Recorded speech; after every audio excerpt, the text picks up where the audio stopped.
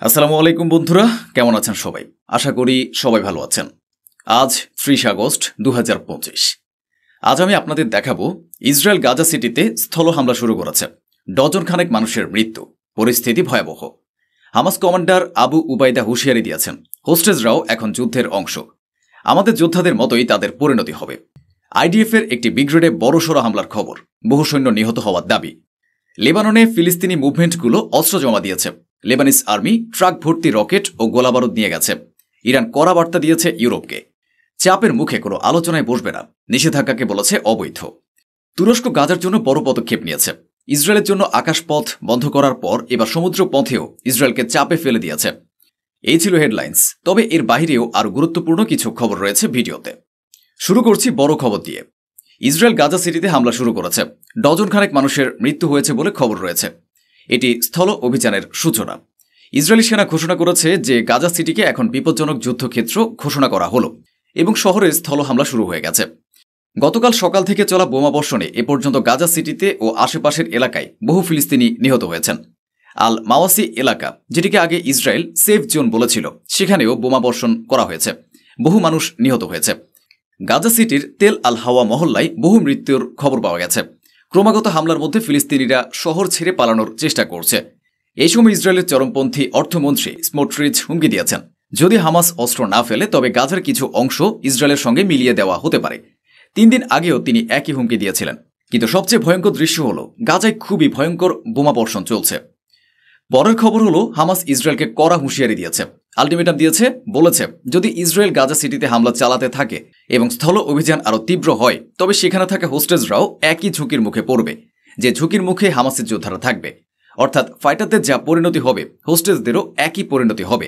হামাসের আল কাসাম ব্রিগেডের মুখপাত্র আবু উবাইদা গতরাতে এক বিবৃতিতে বলেছেন, আমরা যতটা সম্ভব হোস্টেজদের খেয়াল রাখব, কিন্তু তারা আমাদের যোদ্ধাদের সঙ্গে যুদ্ধক্ষেত্রে থাকবে এবং একই ঝুঁকি ও একই পরিস্থিতি তাদেরও ভোগ করতে হবে, যা আমাদের যোদ্ধাদের করতে হবে।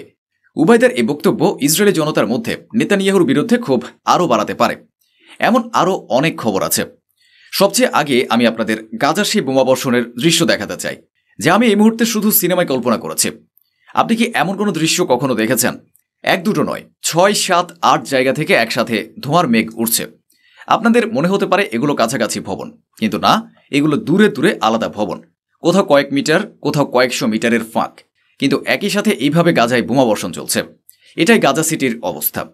গাজা উপত্যকার ভেতরে অনেক শহর আছে, তার মধ্যে সবচেয়ে বড় শহর গাজা সিটি। এখন সেই শহর দখলের ঘোষণা দেওয়া হয়েছে, যেখানে এই মিশন চলছে। ইসরায়েলি অকুপেশন আর্মির খবর অনুযায়ী তারা গাজা সিটিকে ডেঞ্জারাস কমব্যাট জোন হিসেবে ঘোষণা করেছে। গতকাল দুপুর থেকে সন্ধ্যার মধ্যে সেখানে ভয়াবহ বোমাবর্ষণ হয়েছে। যে ছবিগুলো প্রকাশিত হয়েছে সেগুলো দেখলে মনে হবে মাশরুম ক্লাউডের মতো দৃশ্য, যেন কোনো ট্রাকটিক্যাল নিউক্লিয়ার বোমা ব্যবহার করা হয়েছে। গাজা সিটিকে ধ্বংসস্তূপে পরিণত করার জন্য ব্যাপক ধ্বংসযজ্ঞ চালানো হচ্ছে। আপনি রেসিডেন্সিয়াল বিল্ডিংগুলোর অবস্থা দেখুন। প্রথমে আপনি বোমার ধোঁয়ার মেঘ দেখতে পাচ্ছেন। তারপর দেখুন ঘরবাড়ির ধ্বংসাবশেষ নিচে পড়ে আছে। কত বিশাল বিশাল ধোঁয়ার মেঘ। এই ধুলো ও ধোঁয়া বিল্ডিংগুলো ভেঙে পড়ার কারণে হয়েছে। এই বিল্ডিংগুলো ছিল ফিলিস্তিনিদের স্বপ্ন, তাদের ঘর, যেগুলোকে জুলুমের লাঙল দিয়ে ধ্বংস করে দেওয়া হয়েছে। এসব কিছু ঘটছে গাজা সিটিতে। আরেকটি ভিডিও দেখুন, এটা গত রাতের।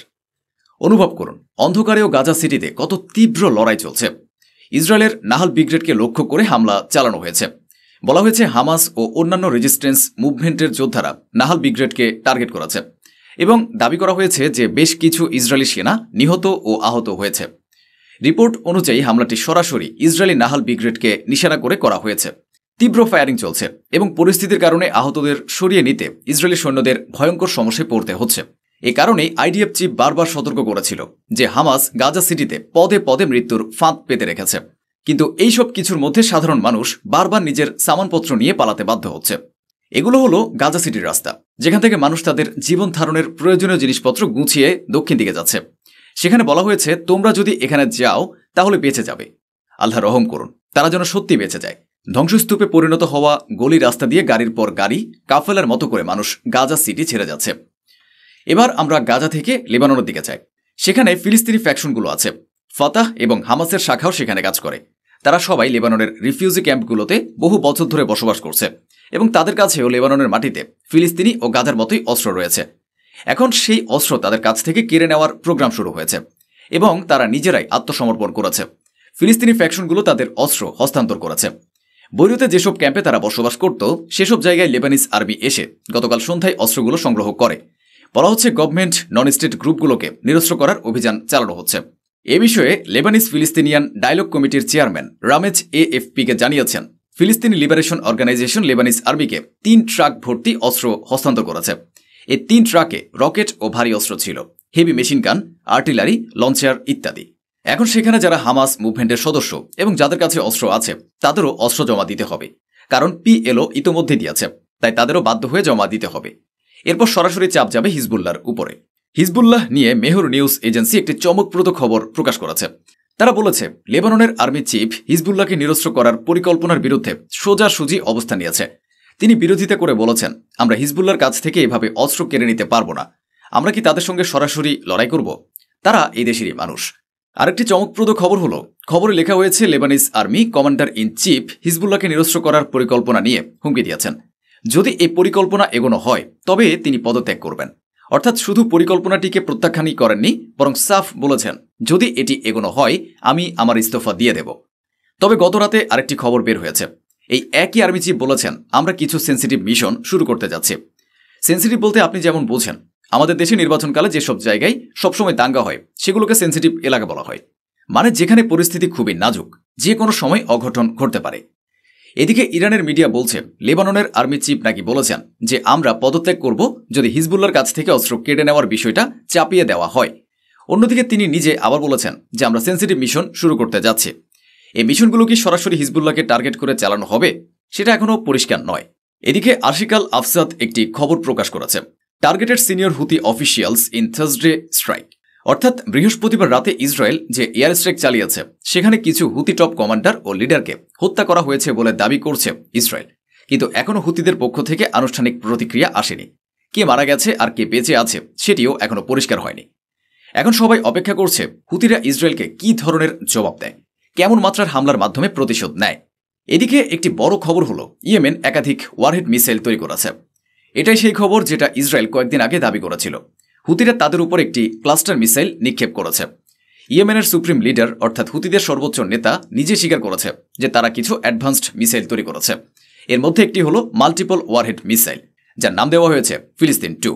এর বৈশিষ্ট্য হলো একটি সাধারণ ওয়ারহেড মানে একটি গোলা লাগানো, সেটি টার্গেট নিয়ে বিস্ফোরিত হবে। কিন্তু মাল্টিপল ওয়ারহেড মানে একসঙ্গে একাধিক গোলা বসানো থাকে। টার্গেটে আঘাত করার আগে মিসাইলটি বিভিন্ন ওয়ারহেডে বিভক্ত হয়ে যায় এবং আলাদা আলাদা জায়গায় গিয়ে বিস্ফোরিত হয়। এই ধরনের মিসাইলকে বলা হয় ক্লাস্টার মিসাইল, যেটা আসলে একটি গোছা বা বোমার ছাতার মতো কাজ করে। এবং আব্দুল মালিক আল হুতির পক্ষ থেকে জানানো হয়েছে যে আনসারুল্লাহ মুভমেন্ট এই মিসাইল উৎপাদন করছে এবং খুব জোরদারভাবে করছে। অন্যদিকে ইরান বলেছে তারা কোনো ধরনের হুমকি বা চাপের মুখে এসে কোনো সমঝোতা করবে না, কোনো বৈঠক বা আলোচনা করবে না। এই কথা জাতিসংঘে ইরানের রাষ্ট্রদূত বলেছেন। তিনি আরও বলেছেন, E3 অর্থাৎ ইউরোপের 3টি দেশ জার্মানি, ফ্রান্স ও ব্রিটেনের পক্ষ থেকে JCPOA স্ন্যাপব্যাক মেকানিজম পুনরায় সক্রিয় করা যে বেআইনি চেষ্টা চলছে সেটি সম্পূর্ণ অগ্রহণযোগ্য এবং ভিত্তিহীন। ইরান সেটি মানে না, এবং যদি কেউ মনে করে যে এই চাপের মুখে ইরান তাদের শর্ত মেনে নেবে বা হাঁটু গেড়ে বসে পড়বে তাহলে সেটা ভুল ধারণা। আমাদের হাঁটু ভাঙে না। এর পাশাপাশি ইরান থেকে রাতে আরেকটি খবর এসেছে, ইরান স্ন্যাপব্যাক স্যাংশনে হাত বাঁধা অবস্থায় থাকবে না। ইরানের তেলমন্ত্রী মোহসেন পাকনিজাদ বলেছেন, এসব নিষেধাজ্ঞা হয়তো তেলের বিক্রিতে কিছু বাধা তৈরি করতে পারে, কিন্তু ইরান সম্পূর্ণ প্রস্তুত আছে তেল রপ্তানি বজায় রাখতে এবং সব ধরনের সীমাবদ্ধতা অতিক্রম করতে। অর্থাৎ সহজভাবে বললে ইরান এসবের মোকাবেলা করার জন্য পুরোপুরি তৈরি। তুরস্ক একটি গুরুত্বপূর্ণ সিদ্ধান্ত নিয়েছে। তারা ইসরায়েলের সঙ্গে নিজেদের ব্যবসায়িক সম্পর্ক সম্পূর্ণভাবে ছিন্ন করেছে। এমনকি তারা তাদের আকাশ সীমাও ইসরায়েলি বিমানগুলোর জন্য বন্ধ করে দিয়েছে। অর্থাৎ ইসরায়েলি বিমান এখন থেকে তুরস্কের আকাশ দিয়ে যেতে পারবে না, তাদের ঘুরপথে যেতে হবে, ব্যয়বহুল টিকিট বিক্রি করতে হবে। এরপরেই আরেকটি খবর এসেছে, তুরস্ক শুধু আকাশ সীমাই নয়, বন্দর ব্যবহারেরও অনুমতি বাতিল করেছে ইসরায়েলি জাহাজ বা ইসরায়েলমুখী জাহাজগুলোর জন্য। এখন থেকে ইসরায়েলি জাহাজ আর তুর্কি বন্দরে ভিড়তে পারবে না। দেরি হলেও তুরস্ক একটি অত্যন্ত গুরুত্বপূর্ণ সিদ্ধান্ত নিয়েছে। তো বন্ধুরা, আজ এ পর্যন্তই। অনেক অনেক ধন্যবাদ। সাবধানে থাকুন, সুস্থ থাকুন।